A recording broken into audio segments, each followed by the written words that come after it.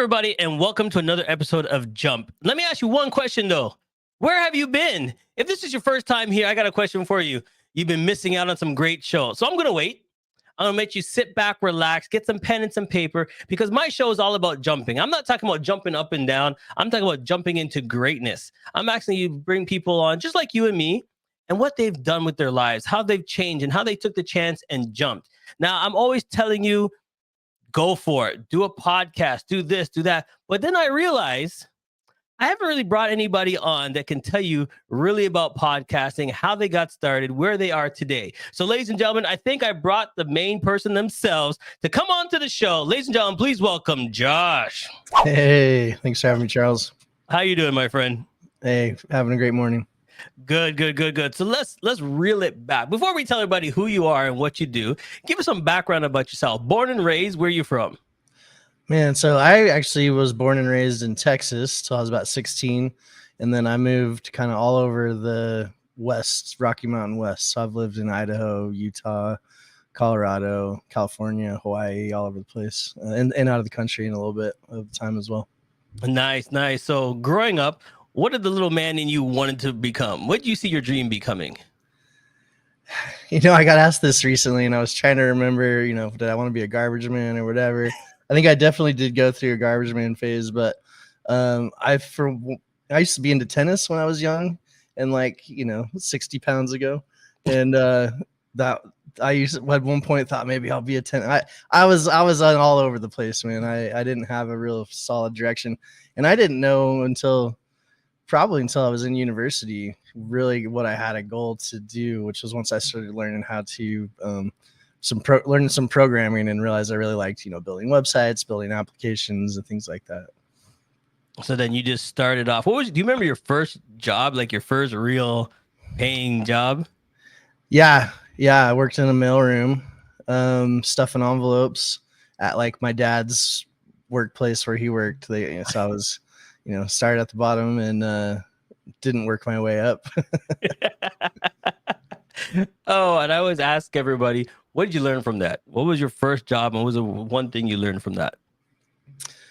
I think it just gave me, that was the first time I got a taste for if I put more time into this, I get more money. I remember wanting to work overtime and all that stuff. And so it was just a good, first experience of, I don't know, capitalism, I suppose. So then when did the dream of being an entrepreneur come about? As I mentioned, at university, I decided I wanted to do, build applications. Then I ended up getting a job. Just a mentor of mine said, hey, there's this company that's hiring for Python developers, which is the programming language I was into at the time. And he's like, you should apply. And I was like, oh, okay. I mean, that sounds cool. That's what I want to be doing. But it ended up being a startup company, which I didn't have any ambitions for at the time. But that got me. It was actually a company called Mahalo. It was in Los Angeles. It was run by a guy named Jason Calacanis, who he's now kind of a notable startup investor, runs different kind of, I don't know, startup camps and things like that, and has one of the biggest podcasts about startups as well. And so that gave me just there's just a lot of startup energy there in LA, and got me just excited about startups. And I thought kind of delusionally, hey, maybe I could do one myself because I know how to build the applications around it. But there's a lot more to it. I've since learned. So here's my one thing. I'm learning that you're go-getting and stuff, but I always ask my guests to tell my listeners, what's your one failure that you learned from? You're going for it. You think you can do it. You started. Do you remember your one failure that you learned from? Oh man, it's hard to pick one. I think, I remember when I left that job, I stayed for almost 2 years, and then LA was just too big of a town for me. And I heard there was this startup ecosystem going off in Colorado, so I wanted to head that way. But he told me, well, when I was leaving, he's like, hey, you're you're gonna fall flat on your face if you try to build a company now. And I was like, at the time, I was like, oh, he's just mad that I'm leaving. He was Right. totally right. But and I did. But the thing is at least for me, that's what I needed to do. That's how I learned. That's how I figured out this is how you fail at it. Okay, let's try something else and see if you win. And by that I mean, I went through the Techstars. I got hired by Techstars to help them get their companies ready for demo day. And then after I was done with that program, I started with a couple of buddies. I call it a startup. We never really raised any money, never hit any traction or high growth or anything, but we had ambitions. And but it was in the music space, trying to help electronic musicians collaborate and create music together online, which music's really hard. It's a really hard to make money in. And anyway, we did, basically everything wrong. That project didn't work out at all. Ended up falling apart. There was hard feelings for a little while. Luckily, we've patched all that back up, but it was just fell flat on my face. But as I was pitching that company and going and doing, just talking to everybody I could about it, somebody said, hey, I don't know about musicians, but podcasters have this problem with their audio. Maybe there's a way you can help with that. And even at that time, we were like, yeah, podcasting's fine, but that's not our passion. And we just kind of put that to the side. And it wasn't even until a couple of years later that I decided to revisit that idea and interviewed some podcasters. Found out, sure enough, 80% of them have a remote guest. They were recording all using Skype at the time, and their quality was really poor. And I realized that with the technology that we had been learning about and working with on the music side, we could actually build something where you send a link to whoever you want to record with. It records them locally on their end, you locally on your end, and then we mix that together. You have a same room sound. And that was a really big pain point for podcasters at the time. And you could actually, the way we got the first 100 users was by going on Twitter and searching for people that were getting attacked by their audience because their quality of their podcast was so bad. They're like, I'm unsubscribing. I can't, there's dropouts, there's robotic sounding voices. I can't listen to this. And that was kind of the way that taking this big step in the wrong direction ends up being a big step in the right direction in the end, if you follow your nose, I guess. Well, let's not keep the audience waiting. I said to them in the beginning, maybe this man can help you with your podcast and do everything else. So let's just tell them right off the bat. Tell them who you are and what company you're from. Yeah, I'm Josh Nielsen. I'm founder and CEO at Zencastr, Zencastr.com. We help, our entry to market, as I just mentioned, was helping podcasters record in really high quality. But now we've expanded to helping with distribution, audience growth, monetization, and kind of all of the pieces that you need to get into podcasting and find the success that you're after. So here's the question. Weren't you kind of nervous jumping into a new industry? Yeah, I mean, but I was also just desperate to find something that people would find value in. Like I've been working for years on different little projects, and I think our music startup got, I think we had like 30 or 40 registered people at the end of trying to get that off the ground. And I was just like, man, I'm really trying to find a niche here. And so I was a lot more worried about not finding something, about finding something that worked than like the nervousness of a new industry. I was actually exciting when I realized like, hey, there's a really big need here and the technology is just coming out to solve this problem and I know how to use it. Let's get in there and make it happen. Do you remember your very first subscriber? Yeah, I know. Well, I know exactly. Well, I'll say our first paying customer. I know. Yeah. The first subscriber was like me. I'm the first person in the registered user database, and then it's like my friends and stuff. But like, yeah, I know exactly who the first paid user was, and that was a pretty magical moment. Never forget that because it was really. That was like, I think maybe the wildest thing was when we finally did turn on paid plans. It was after a couple of years of running the service for free. Seeing that like I could go to sleep at night and there would be money coming in as I'm asleep, or I'd Right. be out at dinner and like money coming in while I'm, just sitting around not doing anything productive. And I was like, wow, finally separated the time from the money. And yeah, it took me like an embarrassingly long amount of time to turn off the notification when a payment came in. I was addicted to that for a while.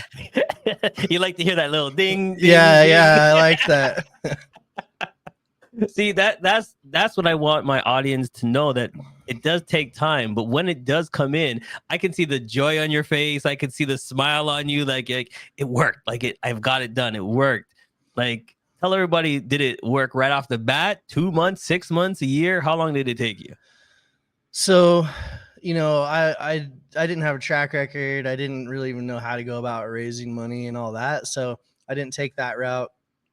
I just I set it up so I could contract for other companies for like, 4 to 6 hours a day. And then the rest of the time I would work on Zencastr. So Okay. that meant two things. It was going to take a while because I wasn't able to put full time into it.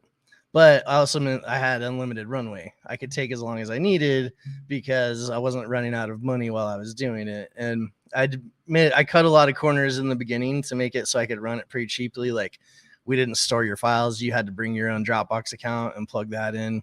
And some other things to where, we had thousands of people actively using the site, and it was still only costing me like $300 or $400 a month to like manage all of the infrastructure costs. And so I was able to do that for it. And I did that for almost 2 years, partially because it was, as I mentioned, sort of pretty brand new technology. The browsers were just launching the abilities to like access the microphone and do fun stuff with audio. And it was still shifting a lot. They were changing that. Sometimes things would just break when they'd make an update. And so it needed a little bit of time to mature. And so that's sort of, and I just had never built the billing system until that point in time. And so that was, but it also was kind of ended up being a good thing because the market matured at the same time. And by the time I actually had it all working really well, that was when Serial and This American Life started getting 1 million downloads per episode. And a lot of eyes kind of came on the podcasting space. And we kind of entered this new era of kind of excitement in the podcasting space. And so then it was a really good time to have that product in that market and be ready to go with it. So let me ask you this one question. What about podcasting makes you smile? So, you're a company that helps other podcasters, but what about the podcasting world, this industry, that makes you smile? Well, it's all about the people, man. I mean, podcasting is obviously a very human-centric art form. It's all about, being being a fly on a wall for these intimate conversations. And I've just found that podcasters are really fun, creative, ambitious people, and they're happy to get on and have a conversation. And that's been maybe the most fun part, is just getting to know the people in the space and being able to help the people in the space. There's a lot of podcasters out there that either that have hit one of the barriers of entry and need help getting to the next step. And our goal is just let's knock all of those down. Let's make it so that, just like you mentioned before the show, when you're doing radio, you just show up, you talk in the microphone, you leave, that's it. That's really our goal in the end. There's still a little bit of work we got to do to get there, but we've made a lot of huge strides. And more broadly, I look at our goal as a company. It started off as a vehicle to change my life and my family's life. Now we've set it up as a vehicle to change the lives of the people on our team. And we're also trying to figure out, how do we also change the lives of the podcasters using our platform? And that really, when you talk to them, what do you want? What are you after? They want to find and grow their audience, and they want to make money, whether it's through their own business or monetizing the audience or whatever. And so that's where we've zoomed out to, is like, how do we actually, help the people that are creating and creating so much value in the ecosystem, really tap into that value and maybe even go full time, or at least make this a really profitable acquisition channel for your business, or whatever the goal is. So here it is. Ready? Because this was my one pet peeve when I first started podcasting. Podcasting was podcasting. It's a listening device. You know, you go on, you listen, you relax, you put the headphones on and everything. Then they started doing video podcasting and the blog podcasting. I'm like, stop. Coming from the radio world, I'm like, a podcast is something you listen to. Tell me your feelings about video podcasting compared to just traditional podcasting. You know, I gave up a while ago on trying to really define what a podcast is. I used to have strong ideas like it's only a podcast if it's syndicated through RSS, or it's only a podcast if this and that. And now I'm like, look, people are just trying to do all kinds of different things with the content. And you know, right now there's people that have a YouTube channel, they call it a podcast, even though they're not even syndicating through RSS. That's fine, you know. It makes sense. And I think the what people are trying to do is find their audience wherever they're at, and that's what you should be doing. And so that's what we're trying to help with as well. Is we now help people not only syndicate to all the podcast platforms and the directories, but to YouTube, to Twitter, TikTok, Instagram. And that's not technically a podcast, right? But who cares in the end if your voice and your message is getting to the right people on the right platforms? I think that's what people really care about. That's what they want to listen. That's what you want to hear. Gotcha. All right, let's have some fun with you, my friend. It's now time for a rapid fire. My friend, you get to choose your own rapid fire questions. But here it is. You only got 2 minutes on the clock, and you can elaborate on your questions. But remember, you got to get through all of them within the 2 minutes. So I'm going to ask you A, B, C, or D. Which questions would you want for rapid fire? Oh, sight unseen. Just pick a letter. Just pick a letter, buddy. All right. I feel like I'm on a game show. Is this going to be okay? Let's go with B. B. All right. 2 minutes starts on the clock when I ask you first question. What is the simplest way to make you smile? Well, if you ask my daughter, it's tickling my feet. Who is your celebrity crush?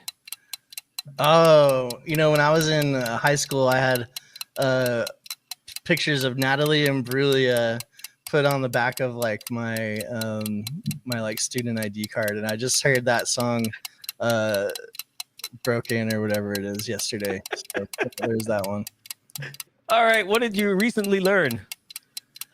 Oh man, right now I'm trying to learn a lot more about social media marketing and just, you know, how to actually play into those algorithms. And it's tough. They say like you got to post like 5 to 10 times a day across 8 different platforms. It's like, wow, that's a lot.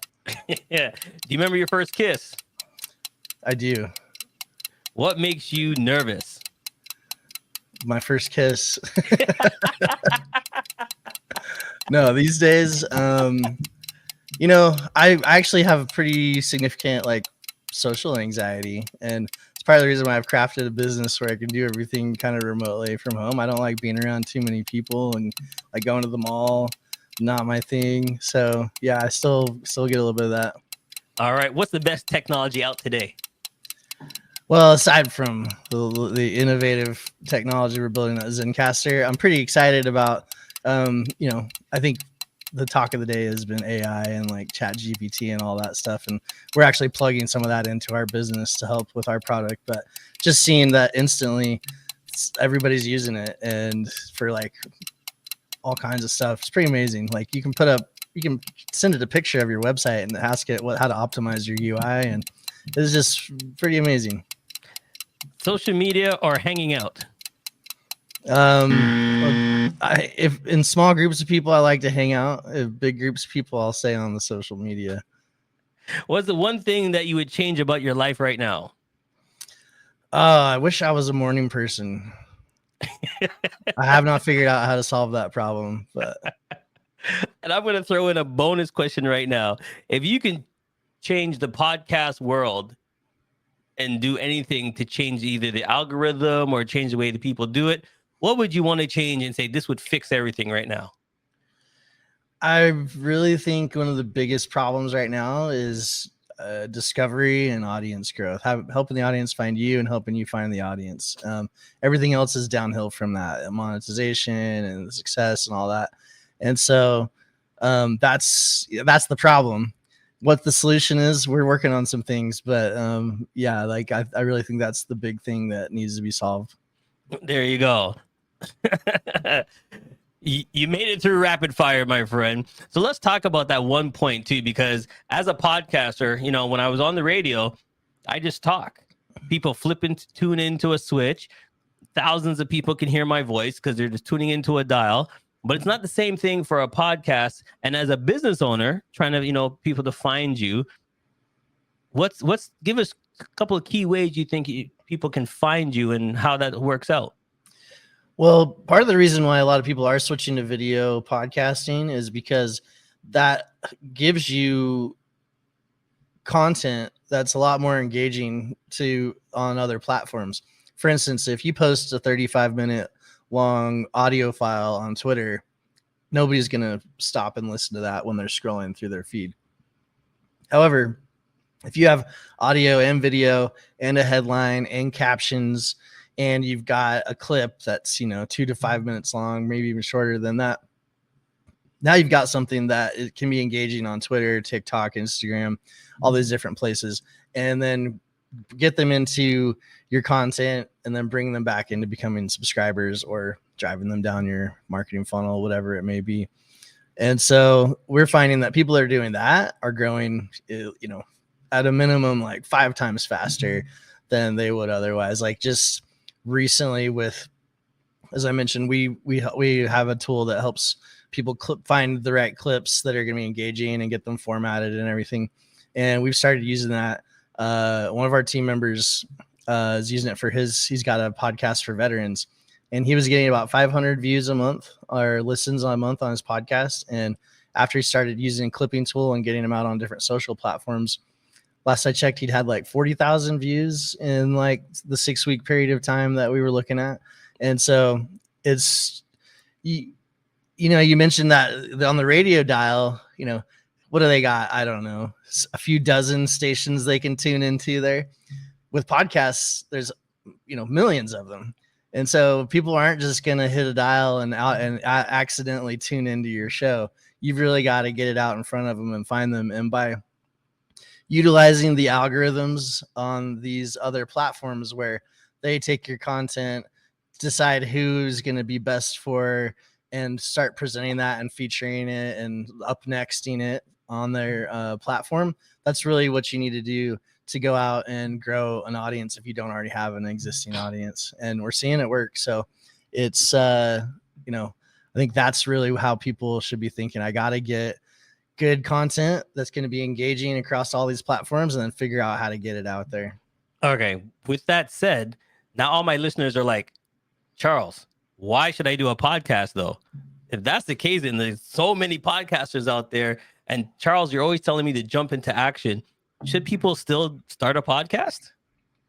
Podcasting is still very early days. Like, as you know, there's millions of podcasts out there published, but like truly active podcasters, there's like, 200,000 or 300,000. If you slice it, if you say like who's actually publishing regularly each month or each week.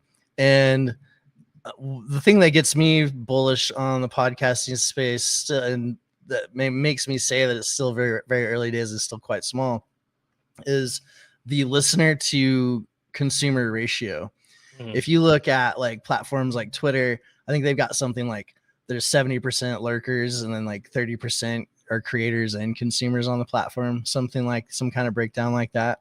But if you look at podcasting, and I think TikTok is in a similar range, if you look at podcasting, it's like 99.5% consumers and like well under 1% of creators. And so there's a very outsized audience out there for the amount of people that are creating. And so there's still a lot of space. Yeah, definitely. Because people are always saying, well, did I jump in too late? How do I start? But there's a lot of tools out there. Speaking of tools, before we get on this, I got to ask that question.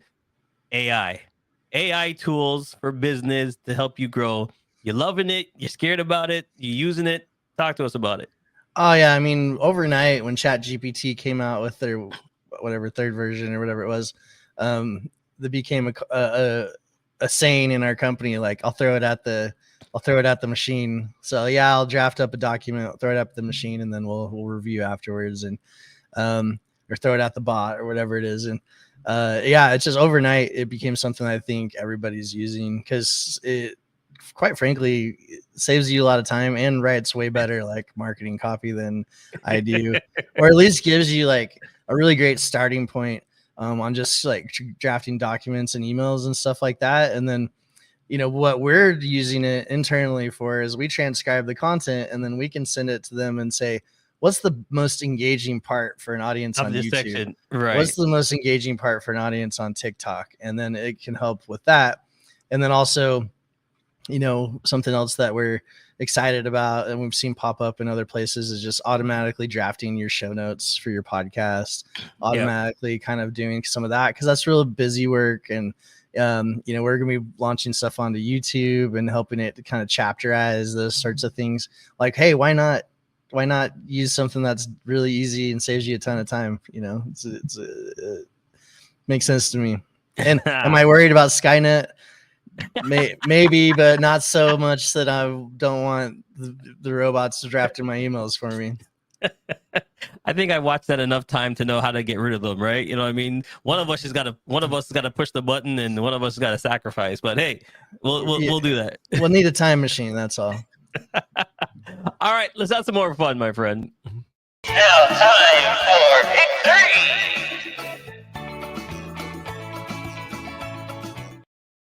It's now time for pick 3. My friend, you get to ask yourself the last 3 questions before we let you go. I need 3 numbers from you, 1 to 10. Give me 3 numbers between 1 and 10. Okay. 3, 5, 6. 3, 5, and 6. Okay. If you can follow anybody, past or present, for 48 hours, fly in the wall, their shadow, who would it be and why? Oh, wow. That's a good question. The younger person in me would probably say like someone like Jim Morrison. Like I used to be really big into the Doors and Jim Morrison and stuff like that. Now I'm maybe less interested. Now it probably would be like some sort of historical or political figure. I don't know. Jesus would be interesting, I suppose.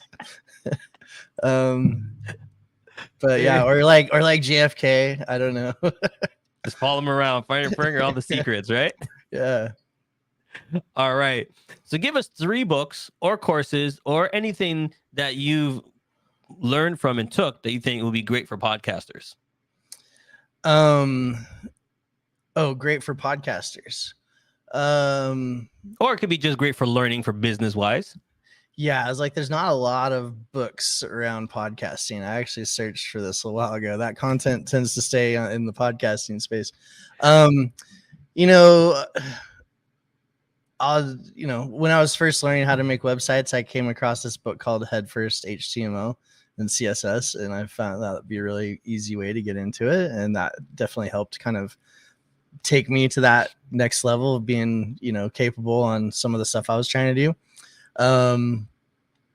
This is maybe a little bit like played out at this point, but I also, when I was taking that leap from trying to be an employee into starting my own thing, I did read the 4-Hour Workweek, and just, you know, that there's some hit and miss stuff in there, but that plus like watching Gary Vee videos of him just being like, you think you don't have time? You've got time. How much television you watching every day? Are you playing video games? Go for it. Go for it. You can do it. Go for it. Like that book and that content kind of helped me just say like, all right, yeah, I've got more energy I can put into this and I'm going to do it. And then, you know, another one that's less of like a self-help thing, but I got a lot of value from reading the Walter Isaacson biography on Steve Jobs. It's just, there's a lot to learn what to do and maybe what not to do from that guy, but you know, no doubt he tapped into being a really creative, really innovative person. And just reading his story and you know, learn about how he did and kind of his methods was really interesting. It was really something different.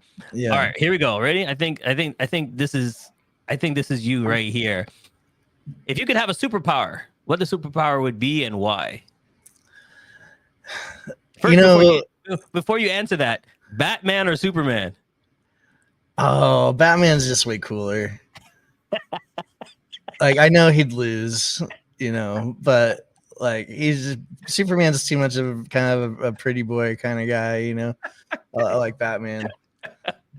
So then what would your superpower be and why? Oh man, be a morning person. Morning man. Listen, we haven't tapped on this, but what's with you in this morning thing? You can't get up in the morning, or what is it? What is it? Oh man, ever since I was a kid, I've had a hard time like getting up for school. I used to get in trouble for tardiness, and they would tell me like, "You're never gonna be able to hold a job. You're never gonna be able to make anything out of yourself if you don't learn to get up on time." And it's just been a point. And then I was like, and then I started my business, and then I was like, I'll prove them wrong. And then I have kids. And I'm like, oh, well, that doesn't matter anymore. So the morning is an important time for business and for kids. And I just wish I was more up and at it at that point. Well, everybody, look at him now. You said he wasn't going to do anything. The man is running a business for podcasters. Look at him now. All right, Josh, before we let you go, my friend, tell everybody why. Why should they jump on Zencastr, and how can Zencastr help them with their podcast? Yeah, if you've got a podcast and you're looking to get all your tools consolidated and not have to jump between all these different tools and services, come check us out. If you haven't started yet and you just need a good starting point and have everything in one place so you don't have to figure out how to tie all these different tool chains together, come check us out. And if you don't have a podcast and you just want to start creating clips and distributing them to social, we've got a separate product for that called Zen.ai. Come check that out as well. We can help you find your audience wherever they're at. And there it is. Listen, my friend, this has been fun to interview with you. Thanks for I've had a great time with us and having some fun with us. All right, everybody, listen, I keep telling you to jump. I keep telling you to do something different. Come out of your shell. Be the person that you want to be. This is the time for you. What are you waiting for? There is tools out there that can help you get to that next level. Hey, why not just try it? Take a mic, take a phone, take your cell phone, and just go for it. I think it's time for you to jump, everybody. Thank you for listening. We'll see you next time. Bye, everyone. Thanks, guys. Has come to an end, but the fun doesn't have to stop here. If you have any questions, suggestions, or feedback, head over right now to Twitter and Facebook and like, share, and get involved. Join us next time. Please be advised that the